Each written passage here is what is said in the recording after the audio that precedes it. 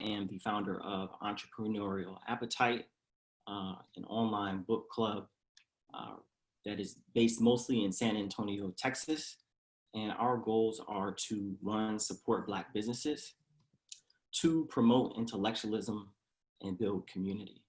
And so this is probably our 18th or 19th event. And since COVID-19 hit, we've had to move online. And so we've had an opportunity to bring some fantastic speakers and authors to talk about the books that they've written. And today we're going to hear from Dr. Peniel Joseph, author of The Sword and the Shield. Also, one of the things that we like to do is partner with Black entrepreneurs, Black organizations, Black nonprofits. And so for this month, we have partnered with the Heman Sweatt Center for Black Males at the University of Texas at Austin, and Best San Antonio, that is the Black Exes of Texas, San Antonio, an alumni group in San Antonio, Texas, of African Americans who have graduated from the University of Texas at Austin. And so before we get into tonight's talk, I want to give Lorraine Flakes an opportunity to talk about some of the efforts of Best San Antonio, and then we'll hear from Ryan Sutton as he speaks about the Heman Sweatt Center for Black Males at the University of Texas at Austin. Lorraine. Lorraine, you're on mute.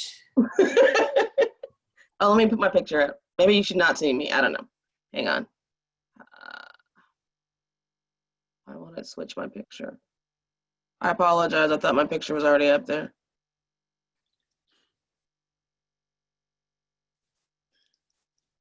All right, it's not showing video for some reason. I do not know why. That's probably a better picture right now anyway. I've got COVID face.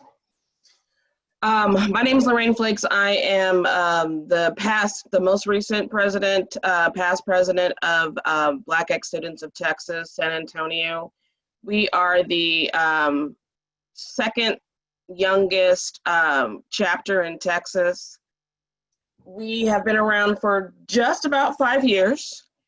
We are small but mighty. We have several things that we're working on that we try to keep together. A lot of things we want to do is just meet other Texas alumni, Black Texas alumni in the area, knowing that San Antonio doesn't have the density of African Americans that Houston, Dallas, and even Austin per se, well, Austin's probably about the same, has, that it's a little bit tougher to find each other or have large gatherings. So we do have a student send-off. We send undergraduates off with things like gifts for them. We also have it with their parents. So it's a gathering in the home. So it's very cozy and welcoming and warm, so that those students, whether they be freshmen to seniors, get a chance to meet each other if they've never met. Parents get to connect and know that they have something in common, so that they're not thinking, I have no idea what other child is going there, especially if they've come from a different part of the country and they just moved to San Antonio recently. And so we've been doing that for about 4.5 years, and we had planned on doing one this year. I'm not sure where we're at with that because of COVID. And then we're branding. We're trying to get out into the community so people know that we're here, that there are Black alumni that graduated from the University of Texas here in San Antonio. So we volunteer for different events, including Taste New Orleans. And am I missing anything, Langston? I think that's pretty much it. No, I think you did a good job. Thank you. And so some of the events, like we've partnered with Best San Antonio in the past. We did a book talk on As We Saw It, which talks about the integration of the University of Texas at Austin at SACAM, the African American Archive and History Museum here in San Antonio. And as Lorraine stated, we are in the process of continuing to build our brand and to connect with African Americans here in San Antonio to provide exposure for opportunities to go to the University of Texas at Austin. Some of you may not know this, but sometimes Black students may not feel like they're able to get into UT, and sometimes that extra push that we give them might actually keep their minds open to the opportunities that the University of Texas provides. Thank you, Lorraine. Sure. And so next, we're going to hear from Ryan Sutton. He's going to talk about the Heman Sweatt Center for Black Males. Yes, the Heman Sweatt Center for Black Males within the Division of Diversity and Community Engagement is basically a holistic development program for Black males throughout the K-20 educational pipeline. And we look to increase access, exposure, opportunity, and develop the narrative of these Black males beyond what they have in front of them at the moment. So a few ways we do that: we work with middle and high school students to hold college for a day programs and to visit their schools. One, as a form of recruitment, but then two, also just to expose them to Black faculty and staff, Black vice presidents, Black graduate students, in order for them to expand their narrative of what is possible for them. For our college students, we have weekly power hours where we engage in various discussions to help them process and navigate through their life experiences. Collegiate Black Male Retreat, where we bring in Black males nationwide from various universities to engage in a 3-day weekend of personal development. We also work to take guys up to Wall Street. We've met with the NBA, JP Morgan Chase, Morgan Stanley, Rock Nation, NFL, Major League Soccer, and provide access for these young men to get into spaces, get into boardrooms, talk with individuals who are making dynamic impacts in their area in order to give them opportunity and access into some of these spaces.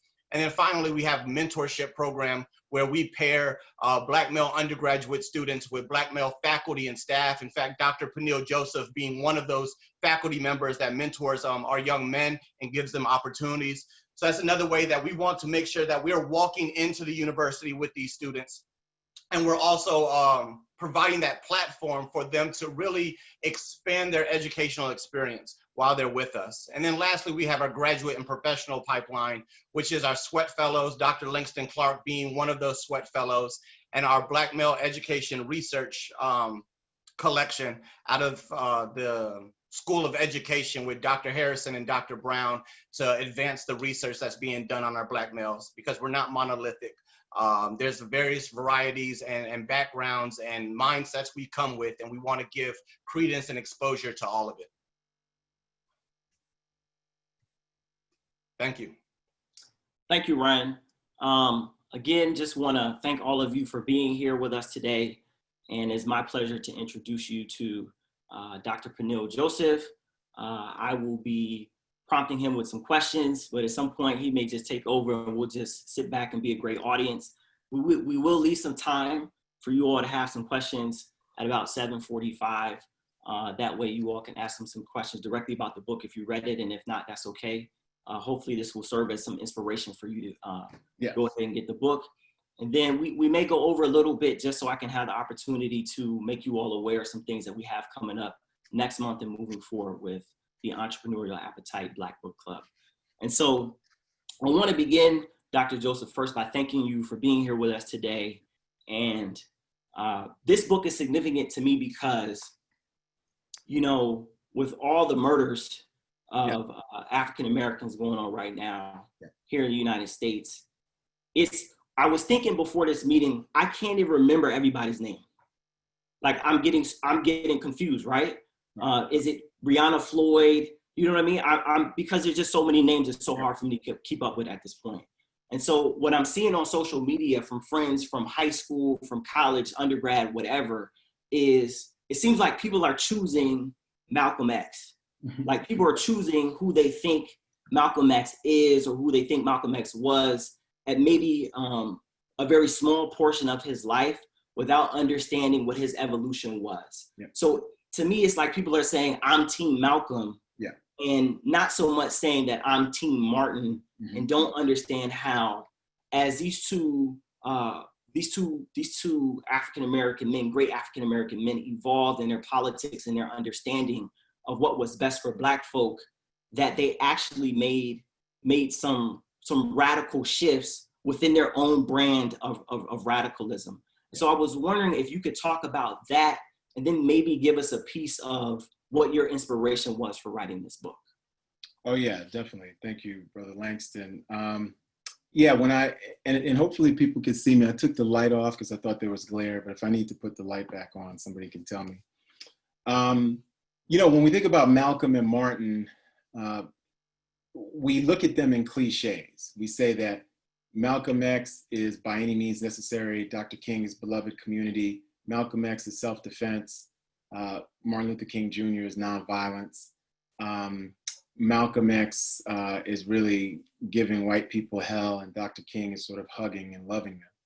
And so I wrote the book, The Sword and the Shield, is because that's really wrong. We think of Malcolm as the political sword, King as the nonviolent shield, and they're really both. So you don't really, I wrote the book so that if people could just read one book on Malcolm and Martin, they could just read The Sword and the Shield, certainly inspired by Dr. James Cone and his book, Malcolm and Martin, Dream versus Nightmare. But I frame them as dual sides of the same revolutionary coin. So I make an argument that Malcolm X is Black America's prosecuting attorney. And when we think about that, what do I mean? Well, Malcolm is prosecuting white America for a series of crimes against Black humanity. And those crimes start with racial slavery. They include the rape of Black women and men. Don't think men somehow weren't raped. Boys, girls, the killing and murdering of so many thousands who are gone, convict lease system, lynching, white supremacy from 1619 to the present. And Malcolm was saying this. So Malcolm had his own 1619 project before the New York Times, before Pulitzer Prizes. So that prosecuting attorney is very important for us because Malcolm's not trying to defend Black humanity to white folks. He doesn't care what they think. And so sometimes people have asked me, so what is Malcolm X's greatest policy accomplishment? What is the greatest thing? Because Dr. King, we can talk about voting rights. And I tell Black people that you were all Negroes before Malcolm X, okay? So that's the accomplishment, right? People were having fist fights in playgrounds, if you call them Black, because they didn't understand that being Black was connected to dignity. Being African was something to be proud of. Malcolm's the one who goes to Africa. Before Stokely Carmichael, before the Black Panthers, it's Malcolm, right? So when we think about Malcolm X, who is he? We were all Negroes before Malcolm X. Malcolm provides us with that pride and that dignity about ourselves. And that's why I say he is in pursuit of radical Black dignity. And what do I mean by this? He's looking for radical Black political, cultural, economic self-determination, that Black people define the problems that are plaguing them, and they define the solutions to those problems. His solutions are global in scope. Malcolm is both Harlem's hero, but he connects what's happening in Black political movements in Harlem to Haiti, New Orleans to Nigeria, Brooklyn, New York to Bandung, Indonesia. That's who Malcolm X is. So Malcolm has an office at the United Nations because he knows so many African and international diplomats. He meets up with Fidel Castro in 1960 in Harlem. He goes to the Middle East for the first time in 1959. He meets up with Kwame Nkrumah, the Prime Minister of Ghana, Nnamdi Azikiwe, the Prime Minister, the President of Nigeria. He meets up with Julius Nyerere, the President of Tanzania. One of his best friends is Mohammed Babu, who's the Prime Minister of Zanzibar. So that's who Malcolm X is. Malcolm is a prosecuting attorney turned global international statesman. And he's pursuing this idea of radical Black dignity. He calls American democracy nothing but American hypocrisy. And he is trying to convince the Black community of its own self-worth, of its own history, and that we were not just kings and queens, but that we are human beings and we can resist racism and white supremacy to the death. So that's Malcolm X. Now, Martin Luther King Jr., I call him Black America's defense attorney. He defends Black lives to white people, and he defends white lives to Black people. And what King is doing is looking for what I call radical Black citizenship. He's arguing that we need to end racial oppression, but that citizenship isn't just the absence of racial oppression, and it's not just voting rights. King is saying a guaranteed income, universal basic income, guaranteed health care, guaranteed decent housing, and the end to racial segregation, because King wants an end to racial segregation because racial segregation means economic segregation. And we know that when we think about entrepreneurship. Yes, we can build Black institutions and parallel institutions, but we need access to capital, and we need access to land. We need access to shared resources, because separate there is no separate but equal in the United States. There's only racial segregation, anti-Black racism, and it's segregation and unequal. That's what it is. And the reason why cops can mob in your neighborhood is because your neighbor ain't white next door, right? You're in a segregated community, you're in segregated, economically deprived neighborhoods. And Malcolm was talking about this in the 1950s and 1960s. So one of the things I argue in The Sword and the Shield is that instead of just thinking about Malcolm as a political sword, King as a political shield, we see over time they converge and come to see you need radical Black dignity and radical Black citizenship. Now, I'm not going to say, I'd say what happens to both of these brothers is they evolve. I wouldn't even say it's a radical shift. I'd say it's like all of us. When you're 21, by the time you're 35, you're different. By the time you're 50, you're different. Doesn't mean you've betrayed your 21-year-old self. It means you might be a father or grandfather at 50. It just means things are different. So you're taking in more information. And that's what Malcolm X said. People said, are you different now? Because he said that, hey, he met with white Muslims on the Hajj, and he felt that sincere white people could be part of the anti-racist struggle, the racial justice struggle, Black liberation struggle.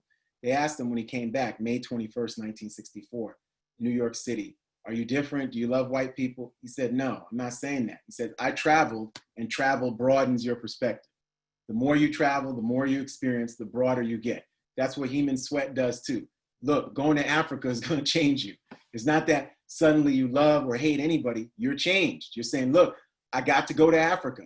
Meeting these big time people at Goldman Sachs or Wall Street is going to change you, right? So meeting poor people is going to change you. So whoever you meet, whatever experience, and that's what happens to Malcolm. So when you think about the sword and the shield, it's not the sword versus the shield, it's both and.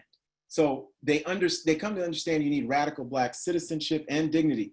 Some key points here, 1963, Birmingham. King has a letter from Birmingham jail trying to desegregate Birmingham. Malcolm X is in Washington, D.C. He's usually in Harlem as head of Muslim Mosque number 7. He's head of Muslim Mosque number 4 temporarily in D.C., and he's watching everything that's going on. He's constantly criticizing John F. Kennedy as a racist, terrible president, not speaking out for Black people, criticizing Dr. King, calling him an Uncle Tom, saying that nonviolence isn't enough, saying that Black people should kill whether it's a 2-legged or 4-legged dog that attacks them in Birmingham.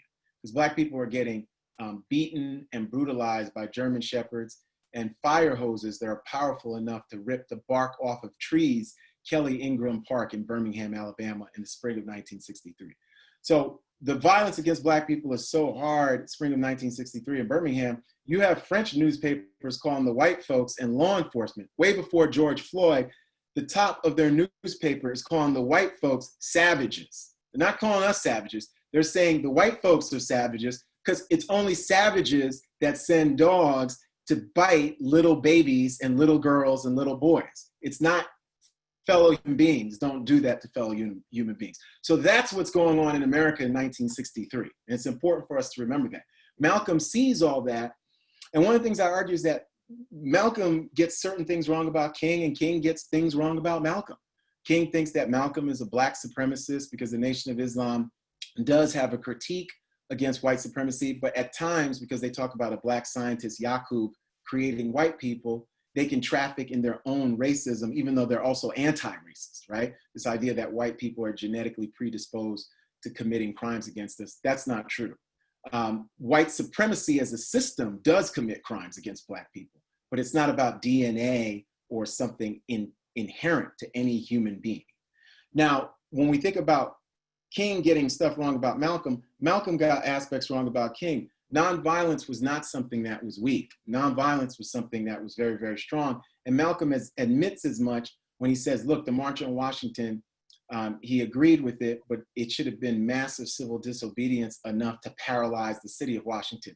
What's so interesting, Langston, is that in a couple of years, King is going to be saying the same thing. We start seeing how they influence each other.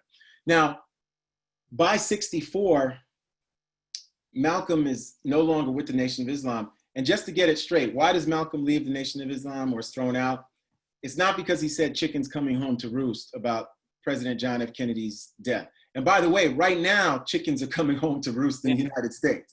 Malcolm was an old farm boy, and chickens coming home to roost means karma. And this is biblical, Old Testament. You reap what you sow.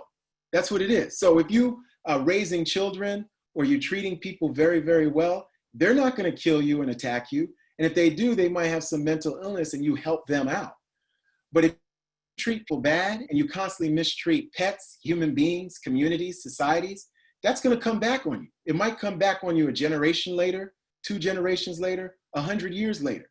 And when John F. Kennedy was assassinated, Malcolm X said chickens have come home to roost, not because he was glad, but he was saying the United States before King was such a huge purveyor of violence locally and globally, the violence had come back to haunt them and kill the American president. The Honorable Elijah Muhammad uses that as an excuse to kick out Malcolm, but we're here in an entrepreneurial book club. What was Malcolm messing up for the Nation of Islam? The money, okay? Malcolm helps them raise millions of dollars, goes from an organization 500 to 50,000. But after a while, he's messing up with the money. Nation of Islam is a religious group. It's got no taxes. You know, you're tax exempt, right? He wants them to be in marches, demonstrations, the whole nine. So basically, Malcolm gets replaced by who? His protege, not Louis Farrakhan, who was one of his proteges. Malcolm's so charismatic and so brilliant and such genius. All the brothers wanted to be his proteges, including the sisters too. Here's another protege of Malcolm X, Cassius Marcellus Clay, who becomes Muhammad Ali. And the Honorable Elijah Muhammad gives him that name, Muhammad Ali, just to take him from Malcolm X. Because Cassius Clay joins the Nation of Islam because of Malcolm X. Most people join the Nation of Islam because of Malcolm X. Honorable Elijah Muhammad had set up the whole thing, but the person who gave it wings to fly is Malcolm X. That's what we have to understand. And that's no disrespect to the Honorable Elijah Muhammad. So I got a quick question. So when I was reading a book related to some of the things that you just said, an underlying theme that came about, but wasn't necessarily named as one of the chapters, was to me this idea of like radical or revolutionary diplomacy. Yep. And like internally, as I'm reading the book, I live in San Antonio. There's a group of us, some of us are really trying to like get Black community here motivated and have some solidarity. And one of the things that I haven't been thinking about is that like me, little old me, professor at a university, like I could meet with a head of state. Like I think of that as something that only, you know, a senator could do or a president could do, or someone who went and got their degree in like, you know, international relations or something like that could do.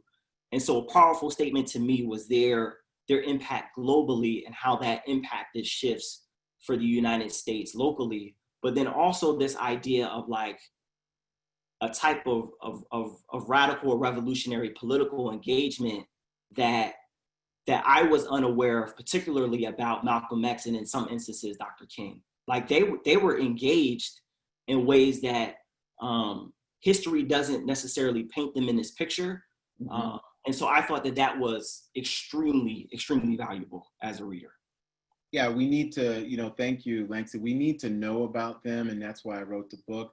These are world historical figures. These are global figures. So when people talk about George Washington and Winston Churchill and Franklin Roosevelt, those cats don't have anything on Malcolm X and Martin Luther King Jr., okay? So when people talk about Gandhi and talk about these, the people who bestride the world historical stage, the global stage. So just like how you talk about Mandela as this global figure, so was Malcolm X and so was Martin Luther King Jr.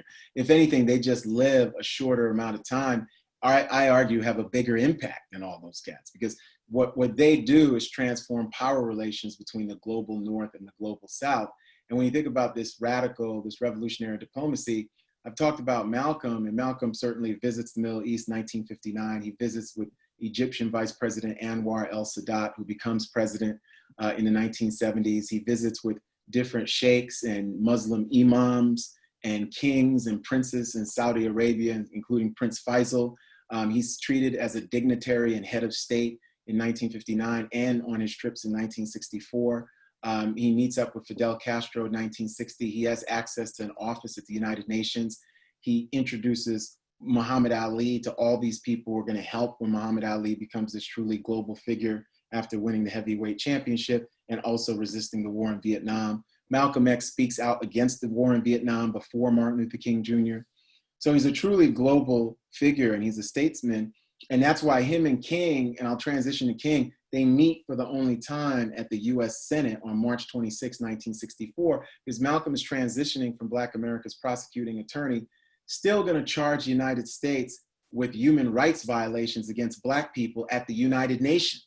That's what he's doing. And when people are applauding, and you see the clip from May 21st, he said the audience is gonna have to be quiet because his supporters are applauding because he's saying, we charge genocide, we charge human rights violations. And Malcolm is both coercing and aligning with African nation states saying, you gotta join us in this petition because you can't be about Pan-African solidarity if you're gonna leave us behind. We can't leave you behind and you can't leave us behind. That's what Malcolm's saying to Kwame Nkrumah, to all those folks, because they have their bigger geopolitical interests, but Malcolm is saying Black folks' lives here really matter and you need to be supporting us internationally in front of the United Nations.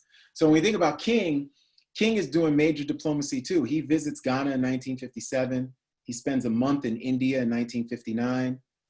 King, over the course of the 60s, becomes increasingly radical, increasingly revolutionary, especially after Malcolm X's death, but even before that. When we read the speech of the March on Washington and listen to it, King is talking about reparations. August 28, 1963, he says, we come here to cash a check that has been stamped insufficient funds, but we refuse to believe that the Bank of American Justice is bankrupt. So when we think about King, he says in that speech, we're gonna have to struggle together and go to jail together because he realized the United States is a sick, what the Panthers call decadent, racist society. You know, you only have to go to jail in an unjust society. Dostoevsky says you can measure a society by who's in its prisons, right? Mm-hmm. Who's in its prisons. And in this country, 2.3 million people in prison, overwhelmingly Black people by percentage, because we should only be 12% of the folks in prison.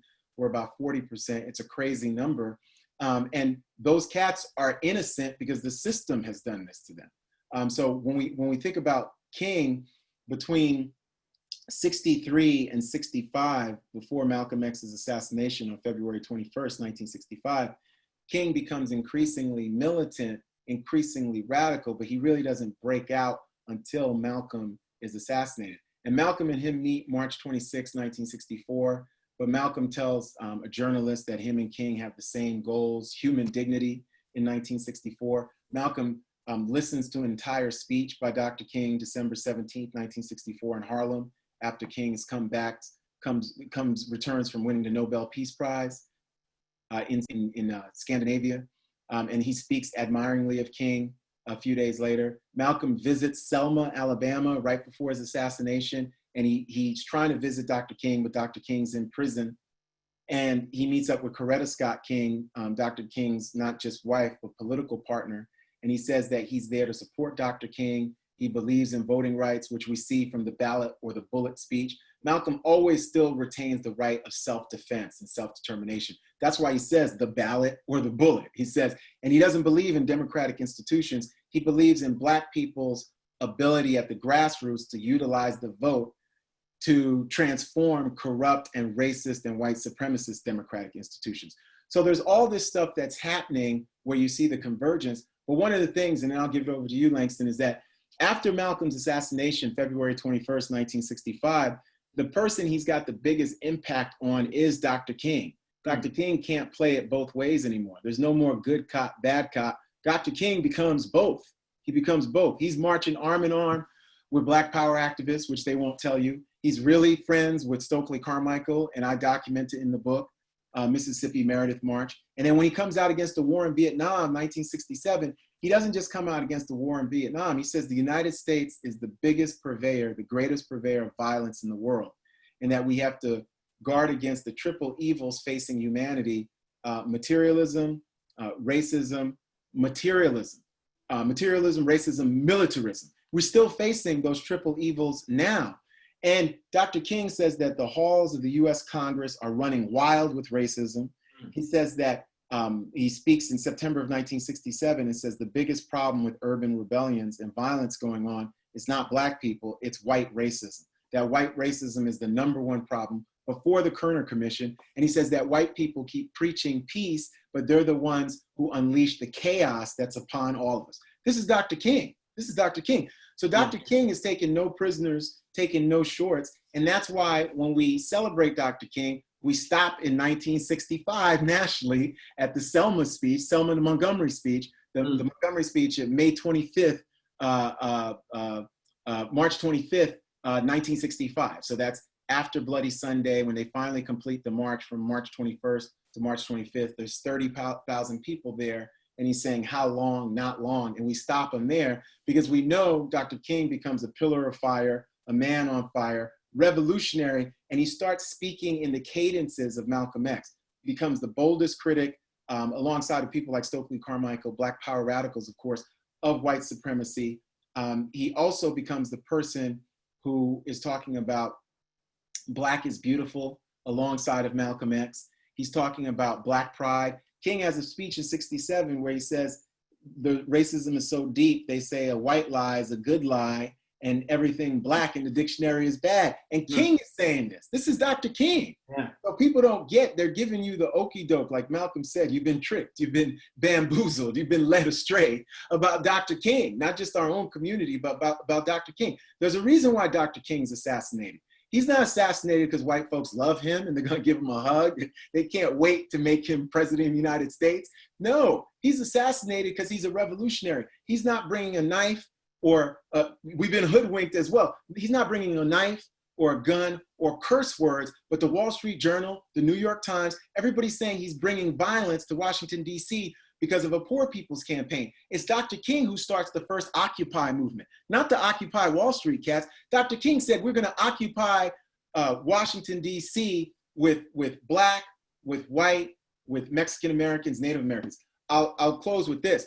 Dr. King goes to Marks, Mississippi in early 1968, one of the poorest zip codes in the United States, bunch of Black folks, Black kids, boys, girls who don't have shoes, who don't have blankets, parents who are eating onions for lunch and dinner.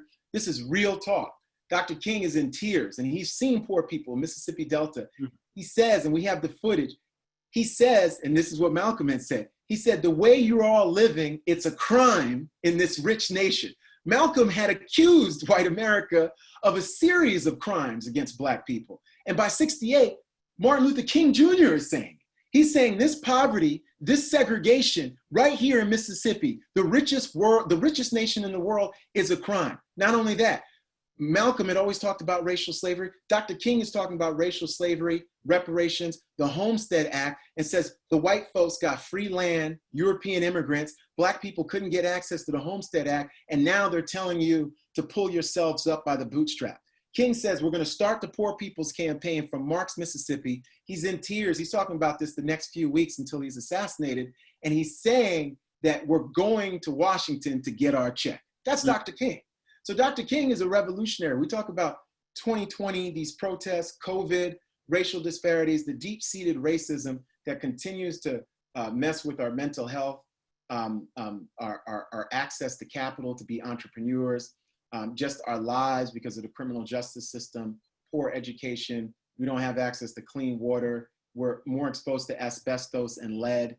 Our kids suffer from asthma. We live in food deserts. Dr. King and Malcolm were talking about this. So they realized we needed radical Black dignity and radical Black citizenship simultaneously. So the idea of saying you have to be Team Malcolm during this revolutionary time or Team Martin, it's nonsense. And again, it is the okie doke, so you don't get the best of both of these iconic revolutionary figures. Yeah, that's good. I have the privilege of living in the present, and I'm spoiled in a way. I'm spoiled because I went to UT Austin for graduate school and was loved and nurtured and had Black male mentors and Black female mentors in a way that most graduate students or undergraduate students don't get at a PWI. And the same thing happened when I got my master's from Ohio State. And of course, I went to a HBCU for undergrad, North Carolina A&T. So I've been protected all the way through. But I had some experiences like in elementary school where I was the only Black kid in school. And so I think part of me is like, I don't know how I feel about integration, but I've been integrated my whole life, right? Yeah. And I've definitely reaped some benefits from having proximity to the wealth and the social capital that comes with white folk. Yeah. So that's one thing I'm wrestling with. The other thing I'm wrestling with is we see now George Floyd gets murdered, Breonna Taylor is murdered, the murder in Atlanta, all of these things happening, and everybody's on the bandwagon. Everybody's like Black Lives Matter. It's Black Lives Matter on the streets in Austin. Yeah. Target is making Juneteenth a holiday. Yeah. And we made Juneteenth a holiday, but now other people, corporate America, because Black folks in Galveston, Texas started that holiday, and it used to be Jubilee from June 19th, 1865. Then we started annual 1866, June 19th. We used to call them annual Jubilees in Galveston, in Houston. Black communities bought 5 acres of land just to have parades and festivals in Houston, land that's since been stolen from us.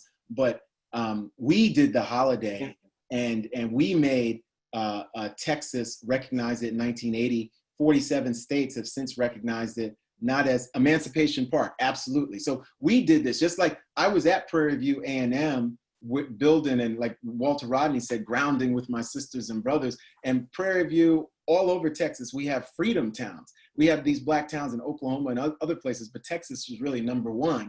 And so we did that. So Target and everybody we have to understand that's Black genius and Black magic that's making Juneteenth. I just wrote a piece for CNN, make Juneteenth a national holiday, but we did that. And the people who did it, great books for brothers to check out. The Half Has Never Been Told by Ed Baptist, Empire of Cotton by Sven Beckert, Ebony and Ivy by Craig Wilder. When we look at racial slavery and what happened, these are folks who are being completely decimated and murdered, in really despicable and heinous ways. But we did that. So it's important to give us credit for that. We did that. So I guess the point I'm making is these movements that we started, these holidays that we started, I'm concerned that they're just going to get co-opted, and that we will, and I'm not trying to blame us for this, that we will be made to settle for the recognition and not get the equitable distribution or redistribution of the resources that we need, and many times. No, not this time. We've got plans already. The Black Lives Matter movement for Black Lives, that policy agenda is where you start. It includes reparations, but it's even bigger than reparations. We're already battling and doing the policy battles right here in Austin to defund the police and transform what we think about as public safety nationwide. We'll take some corporate money, but we're saying that the corporate money should go to things like Heman Sweatt Center for the Study of Race and Democracy, places that are Black-led and are actually impacting Black people's lives. So I say not this time, and I think that onus is on us. I've said this on national television. I'm writing in Black communities all over that we have a generational opportunity to transform American democracy, to have Black dignity and citizenship institutionalized with guarantees and outcomes that are guaranteed for success, that are representative of our portion of the demographics of who we are, right?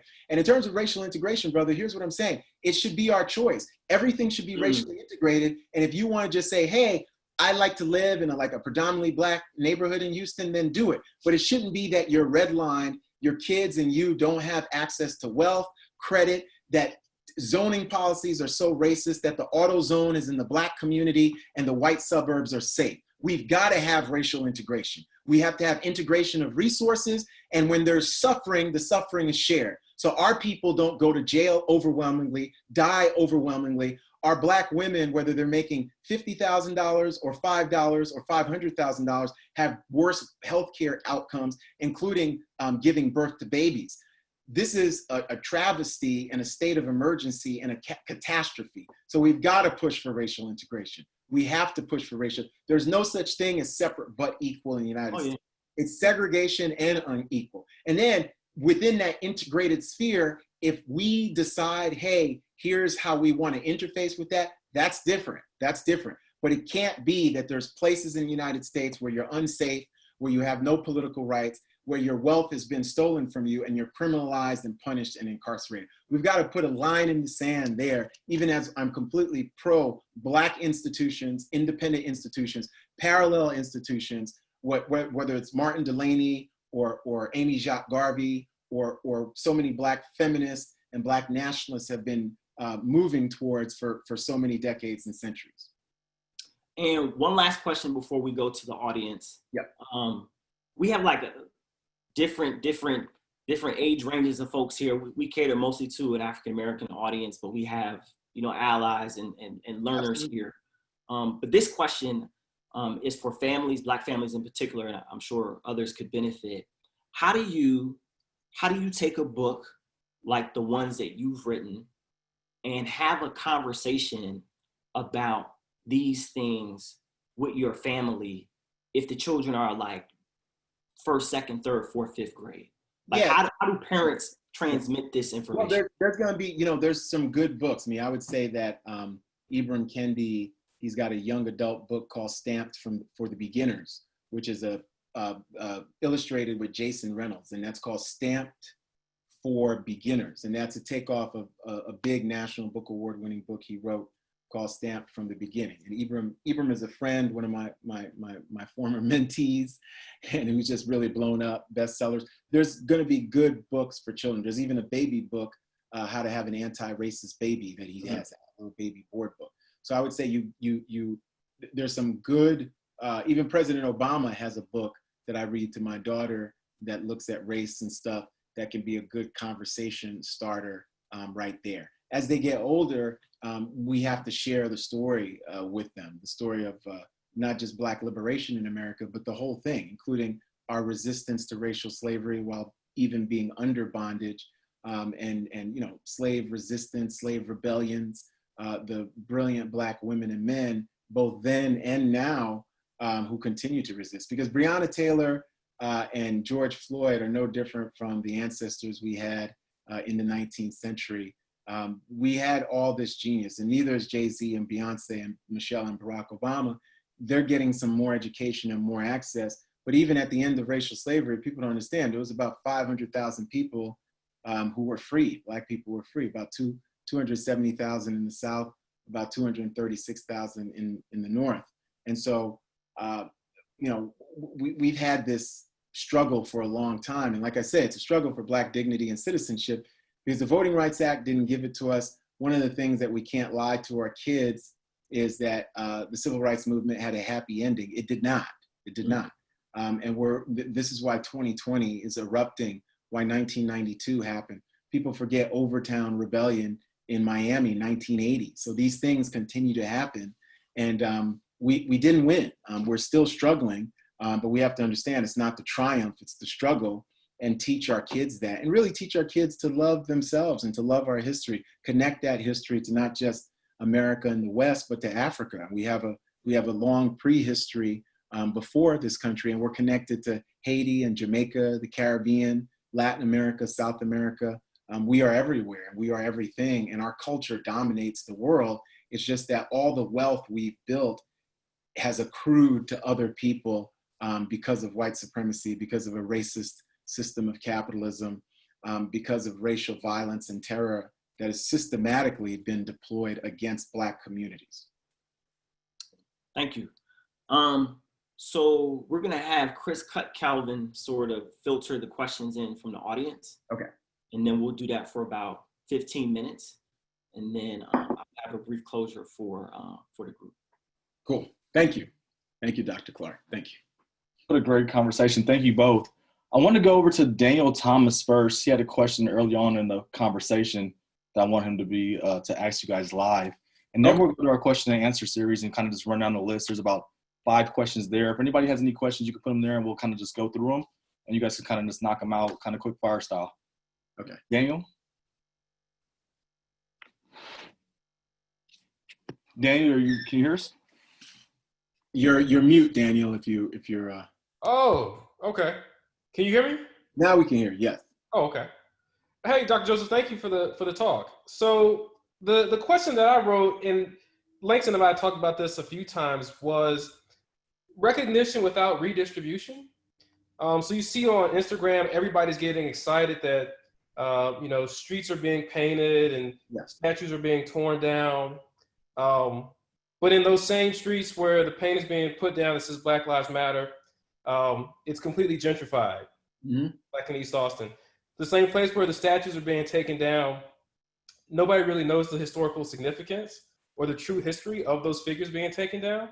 So there's a lot of things going on with recognition, not so much with redistribution. So I'm just curious if you had any thoughts about how people could mobilize to focus more on redistribution, not just superficial recognition. I think it's Daniel, I think that's a great question and it's a great point. One of the things I would say is that I think it's happening, and here's what I mean.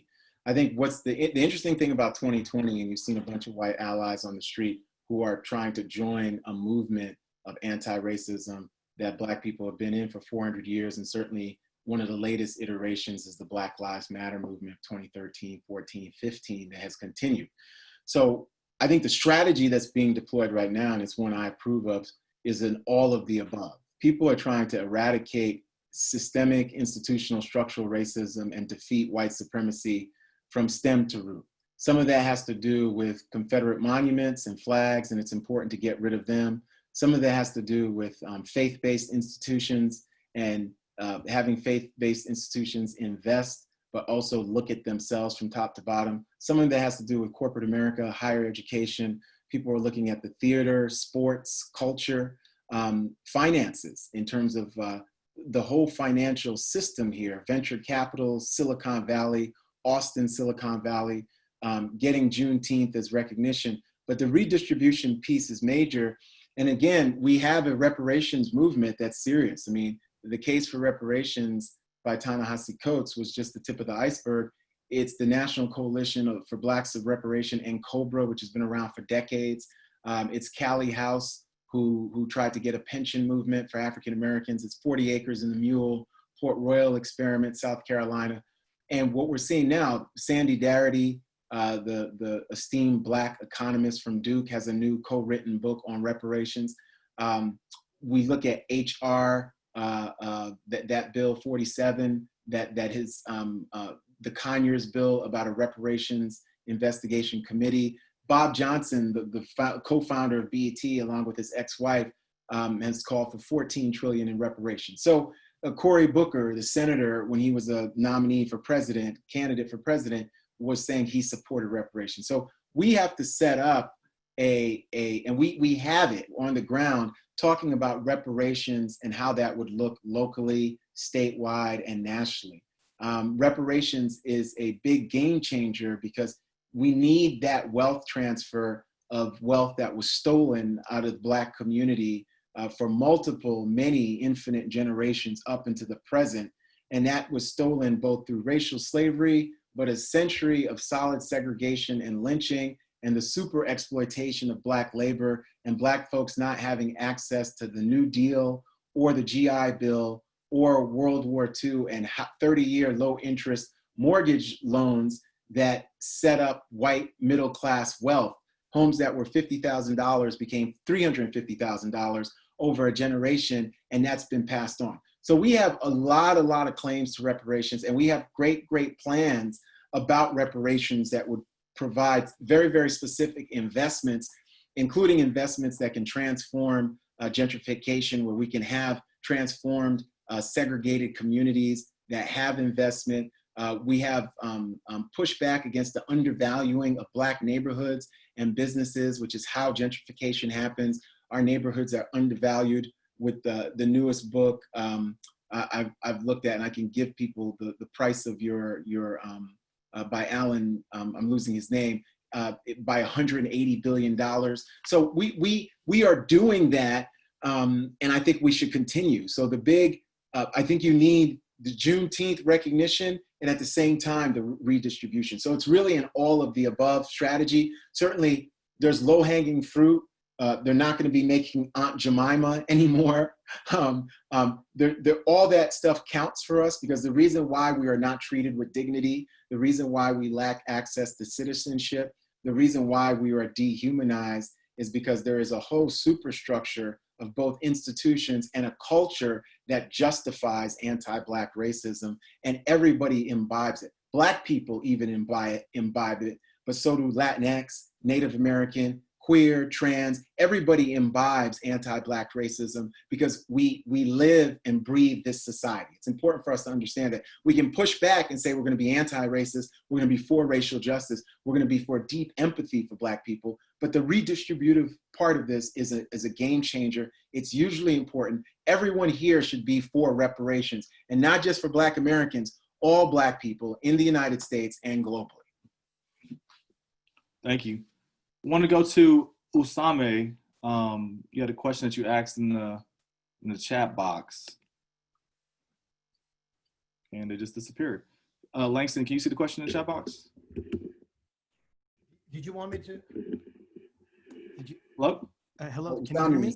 Yeah, go ahead and ask your question. Oh, okay, all right. I'm sorry. I thought you were gonna read it out, so I wasn't waiting by my microphone. While you were talking about the three evils that Dr. King talked about, militarization, racism, and capitalism/materialism, I was thinking about the ongoing police brutality, and could we see what the police has been doing as almost the epitome, or at least the confluence of these three aspects that Dr. King so profoundly spoke about? Yes, yes, and even more, because what you see, even like the Ava DuVernay, the brilliant documentary, The 13th, we were all bamboozled with the 13th Amendment. It said it was ending racial slavery, except people in prison. And in the next 155 years, they put us all in prison, including immediately after and before that amendment was even ratified. We are convicted, we are criminalized, we are incarcerated, we are punished. When you look at American history now, the only reason we didn't have 2 million people in prison at the end of the 19th century, and most of them being Black, was we simply didn't have the technology to make it happen. That's the only reason. Once we developed the technology and the weapons of punishment and the systems of punishment, it was easy enough.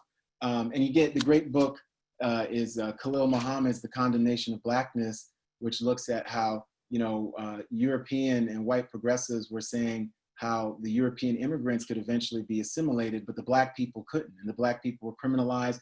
People said they were genetically dumb and predisposed to crime, especially the violent rape of white women. This is insanity, but this is America, right? So the criminalization of Black people starts as soon as racial slavery ends. It was there during the antebellum period, but you also didn't need to expand it as much because you had this system of racial slavery, right? So that criminalization, the new Jim Crow talks about the drug war and felony conviction as a new Jim Crow, but that racial caste system is even bigger than just the criminal justice system. The brilliance of Black Lives Matter, and Martin King knew this and so did Malcolm, was that America's criminal justice system is a gateway to panoramic, kaleidoscopic systems of white supremacy and anti-Black racism. That's why we're being murdered. We're being murdered in Arkansas in the back of police cars where people say we committed suicide with a gunshot to the head. This is ridiculous. And that's why Malcolm said we needed justice by any means necessary, because he was saying the people in charge of the country and the people who are connected to these institutions are immoral, unethical, morally reprehensible people. That's what he was saying. And he was right. He was right. Okay? So he was saying Black lives don't matter. We need to transform this country and this world by any means necessary. He comes to see, because King understood this, you weren't going to win in a knife fight or a gunfight. You were outnumbered. You were outmanned. You actually had to organize such resistance that it couldn't be ignored. And that's what we're seeing on the streets of the United States right now. 2,000 cities, including cities that aren't predominantly African-American, people coming out in the streets for Black Lives Matter. So the people are way ahead of the politicians. The people are way ahead of these systems of punishment, these systems of white supremacy and dehumanization that we find ourselves locked into. So that criminal justice system is very, very powerful, but it's one piece that's part of the super exploitation of Black people. Ruthie Gilmore's book, Golden Gulag, is great on this point too. And for convict lease system, Douglas Blackman, Slavery by Another Name, and Sarah Haley's No Mercy Here about Black women in the convict lease system. And Talitha LaFleur is Chained in Silence, all about the convict lease system. Very important to get, you know. Another important book to get is the Stephen Hahn book, A Nation Under Our Feet, that looks at Black radical self-determination after the Civil War. And of course, Ta-Nehisi Coates has the 3-volume graphic novel of the Black Panther called A Nation Under Our Feet, which is inspired by the Stephen Hahn Pulitzer Prize winning book. Dr. Joseph, as I was scrolling through the text, I saw Caleb Davis's question. It's just so on point. What does the shield or the sword or both look like in the 21st century? What are some common and uncommon examples, both locally, domestically, and internationally? Yeah, I think that the way they look is what you've seen with the Black Lives Matter movement locally and, you know, Austin Justice Coalition. The work we're trying to do at Center for the Study of Race and Democracy, what Heman Sweatt does. What it looks like is this.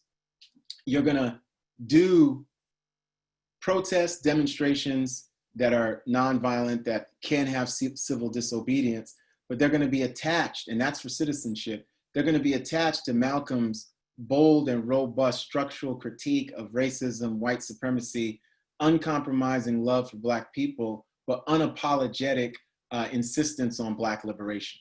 So you combine both, because what you say is that, look, we are facing an existential crisis, and the crisis is white supremacy. That's the crisis. The crisis is anti-Black racism, and it's institutional, it's structural, it's systemic, and it's global in scope. So this is local, national, local, regional, national, and global. And the way in which the resistance looks is what we've seen. We've seen Black Lives Matter not only protest in the streets, but call for comprehensive policy transformations. We have thousands of racist policies to obliterate and erase from the books, and that's not enough. Then we have to have thousands of racial justice policies, and that's going to connect to gender, connect to LGBTQ, connect to immigrants. It's got to be intersectional, but it's got to be Black-led, because the movement for racial justice will never be achieved unless we achieve Black equality.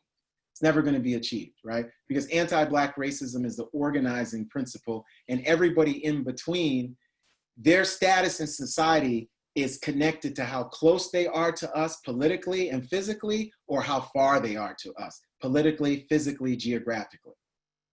That's a great answer.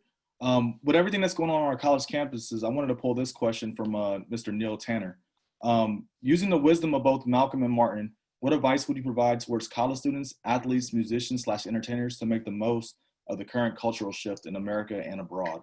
And I would conclude that other question by saying, in terms of how does it look nationally and globally, we're seeing all these coalitions happening globally in France and Europe, but Africa, sympathy marches just everywhere, right? And so the face of it has to look that you look and you attack and you try to look for racist ideas and racist policies, obliterate them, and institutionalize anti-racist and racial justice policies wherever you're at. That might look different in London because you have a different population, might look different in Paris, it might look different in parts of the Middle East or Africa, but the same organizing principle of being anti-racist is very important.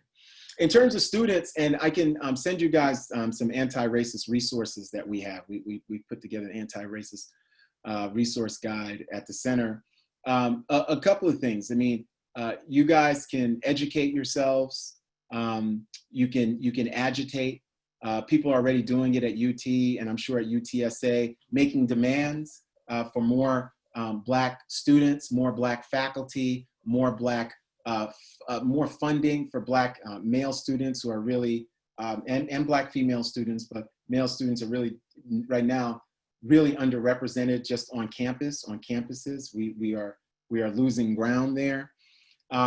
We can ask for more and demand more money for community engagement as well, more money for research and creating scholars like Dr. Clark and Dr. Sutton. So there's a lot that you can do on campus. In terms of athletes and entrepreneurs and folks who are sort of influencers, read and use your platform for justice. The thing I'll say, and I'll close with this, what converges Malcolm and Martin is that they both have personal sincerity.